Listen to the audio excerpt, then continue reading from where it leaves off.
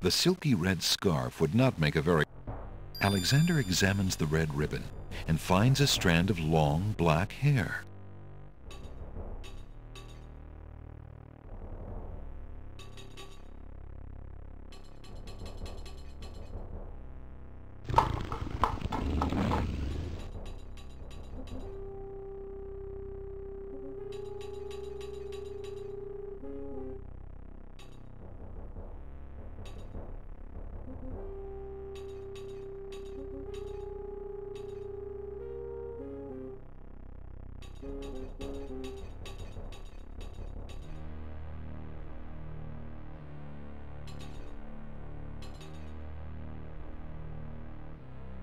Alexander picks up the skull.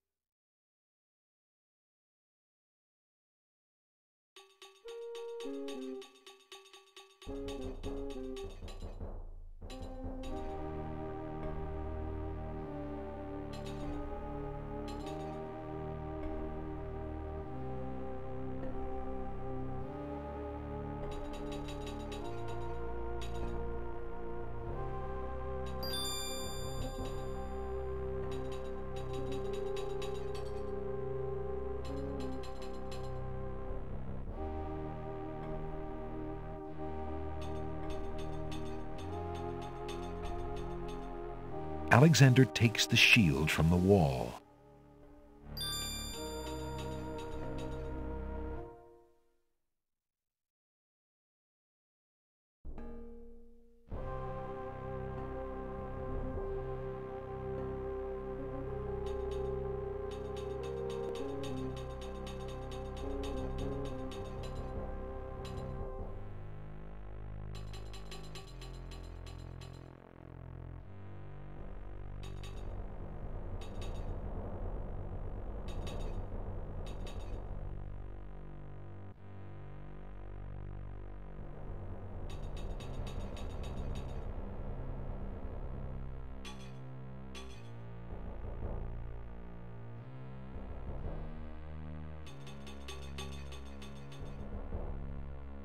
Alexander finds 2 coins on the skeleton's eyes.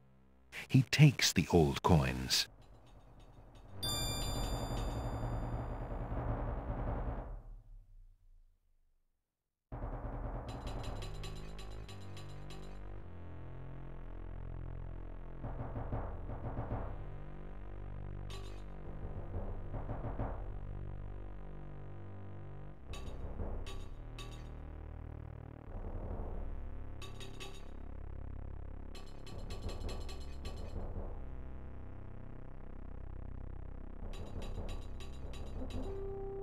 It's a trap.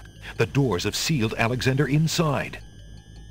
And the ceiling is coming down. The ceiling is grinding down with methodical determination, heedless of the human in its path. The gears are working furiously to lower the ceiling. Their great cogs interlock perfectly.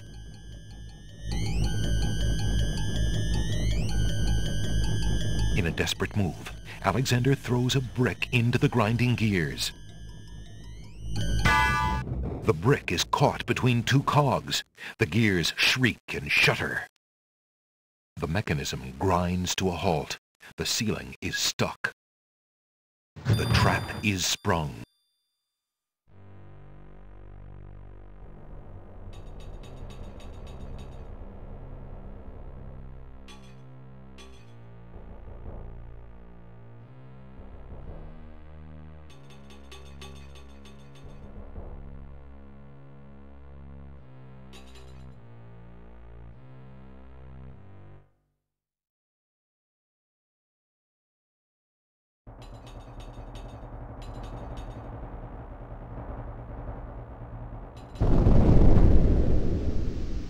Zounds! A trap floor!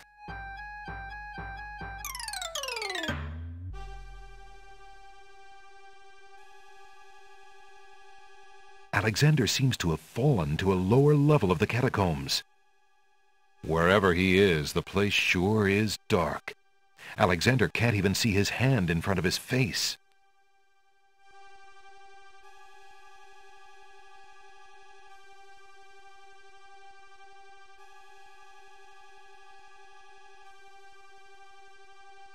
It feels exactly like a tinderbox. Alexander rubs the lamp, but nothing happens. It feels... Alexander takes the candle from his tinderbox and uses the flint in the box to light it. Aha! So that's why it's dark in here. A torch is out. Alexander lights the extinguished torch and puts his tinderbox away.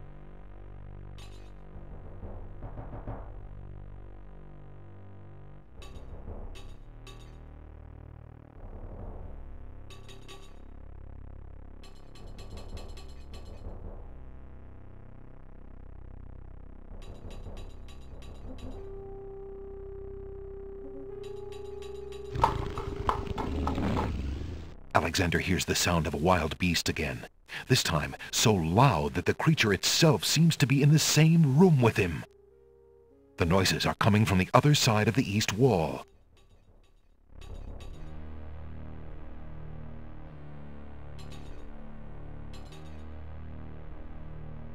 Alexander puts the hole in the wall on the east wall. The hole in the wall trembles slightly with dread at the clammy feeling of the stones.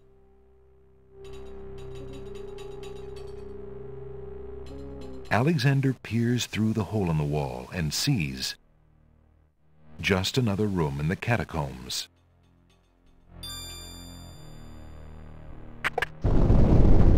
Aha! Not just another room at all. So that's why Alexander couldn't find the Minotaur's lair. At least Alexander now knows the lair exists, somewhere in the maze on the other side of this wall. While Alexander contemplates what he's just seen, the hole in the wall, frightened by the Minotaur, makes a run for it. Alexander hopes the little creature finds its way home to the Isle of Wonder.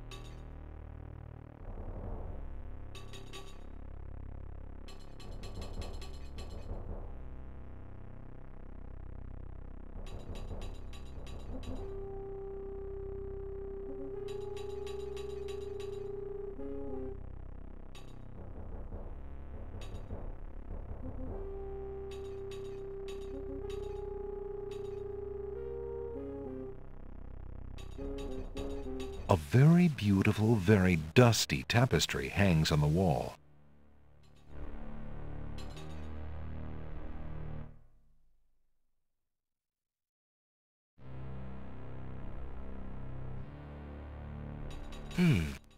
This tapestry looks familiar. Now let's see. I don't feel anything. Aha! A hidden latch. Alexander triggers the little latch. A secret door rolls open.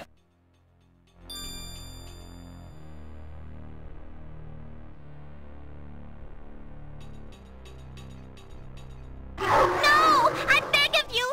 Please don't hurt me! Your struggles are useless. It's the Minotaur, and he's struggling with a Winged One's girl. She must be Lady Celeste.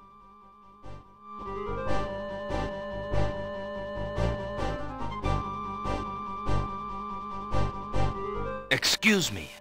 I demand the release of that maiden this instant, you fiend. Lady Celeste looks wildly around the room for the source of the strange voice, and spots Alexander. You there! Human! Help me! Help!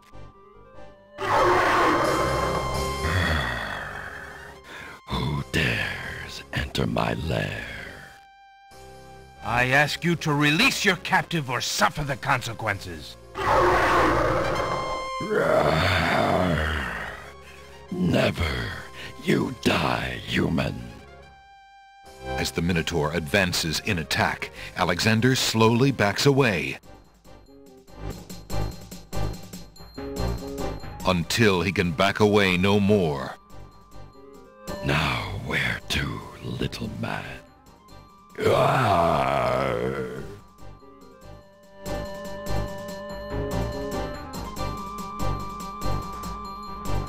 Alexander, his back inches from the fiery pit, tempts the Minotaur with the Red Queen's scarf. Look here, you bully. Nice, bright red. Red. Now you die.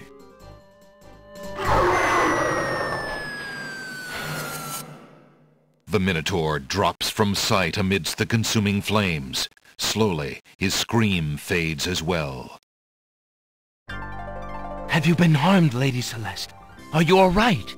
No, I am not all right. I assume you do not intend to leave me tied up on this vile monstrosity. Of course not. Sorry, let's see. If you'll give me a moment, I'll have these untied in no time. I can't wait that long. Look, I wear a small dagger just inside my belt. It should be enough to cut the rope. Oh, all right. I've got it, Lady Celeste. Here we go. Thank you. You may keep the dagger as a gift for saving my life. That's very generous. Forget it. Do you mind if we just get out of here now?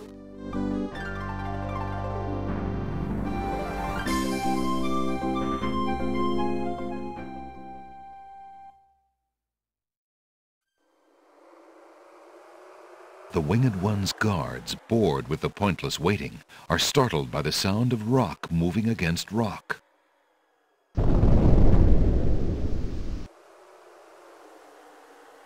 Lady Celeste, fight thee well. I'm quite well, thanks to the bravery of a mere human. So much for your superior intellects. Yes, milady.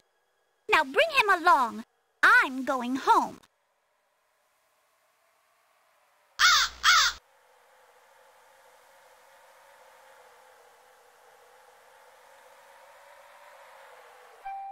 I see you have proven yourself the hero of the prophecy.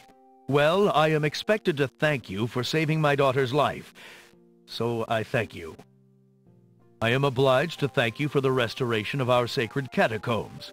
It means much to our people. We have already begun the process of clearing the deadly traps from its rooms. It is also my duty to grant you a visit with the Oracle, so this I do. I will grant you the freedom to leave here unharmed, despite my orders to the contrary from the Crown.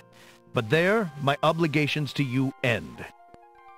I have no love for Alhazred, but he is my liege, and if Princess Cassima trusts him and wishes to wed him, my guards will take you to the Oracle now. When your time with her is through, I want you to leave the city of the Winged Ones and never return. I don't know who you are or what you want here, but I will not disobey my crown further.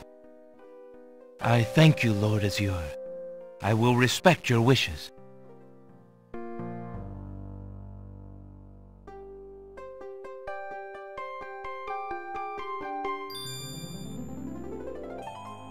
Hail to thee, great oracle. Lord Azure sends you this wingless mail.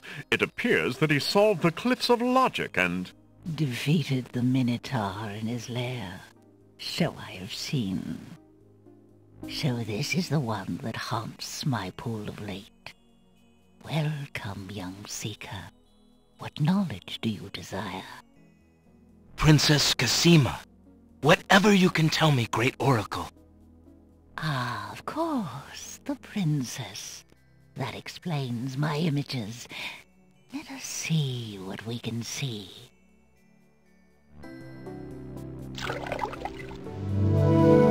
I see a maiden, lovely and pure, but surrounded by evil. She's a rose set amidst bitter thorns. It is her fate to be the pawn of dark powers, and yours to try to redeem her. How? How do I redeem her? Fate is not like the cut of a blade, young one, but rather like the myriad of paths formed when a hammer cracks ice. I will tell you what I can, but what will actually come to pass is up to you.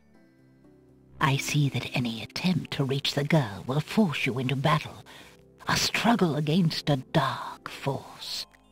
If you lose, your life will be forfeit. Who must I fight? A great darkness surrounds your adversary, preventing me from seeing clearly. I can only make out the shape of a black cloak. But before this final struggle, I see an infiltration, a dangerous game of hide-and-seek in corridors filled with enemies. The risks are high, but it is the only way to reach the one you seek. There is more than one way into this place. Your choice will dictate much. What else do you see, mighty oracle?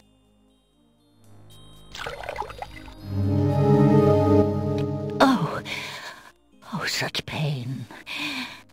I see two restless spirits crying out for revenge.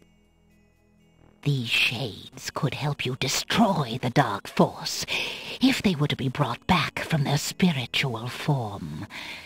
Yet this is only one possible path to your destiny. I'm afraid this is getting beyond me.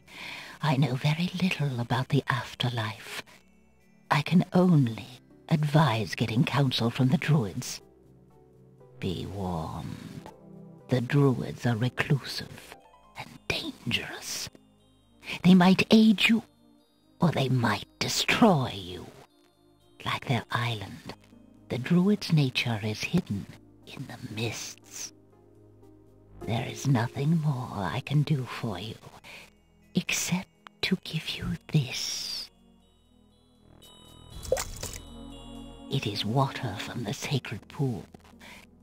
That and my blessing go with you. Thank you, great oracle.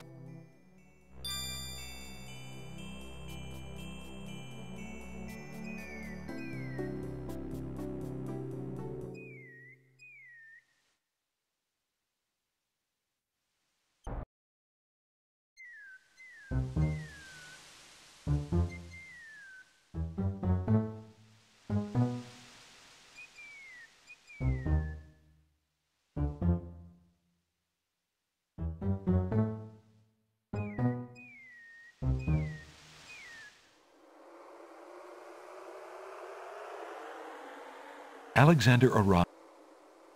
There's a natural opening in the rock near the nightshade bush. Alexander crawls through the small opening in the rock. Alexander finds himself in a dark cave.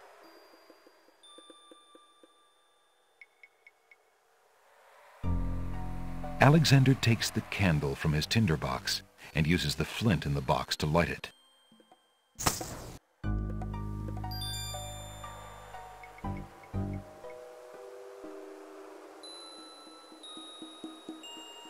Alexander crawls through the opening in the rock.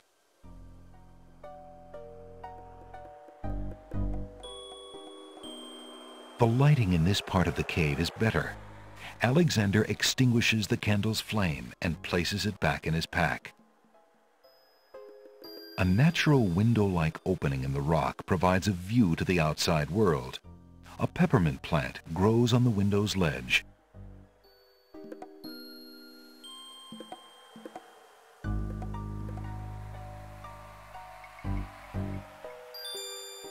Alexander takes a few leaves from the plant. As he does so, a strong smell of peppermint is released. Ah!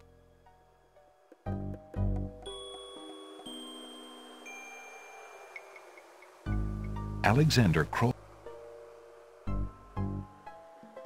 Alexander can. Alexander takes.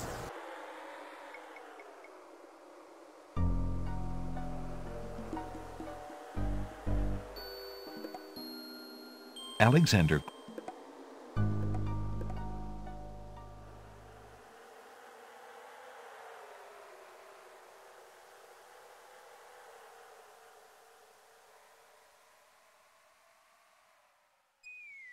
Alexander climbs carefully down the long face of the Logic Cliffs.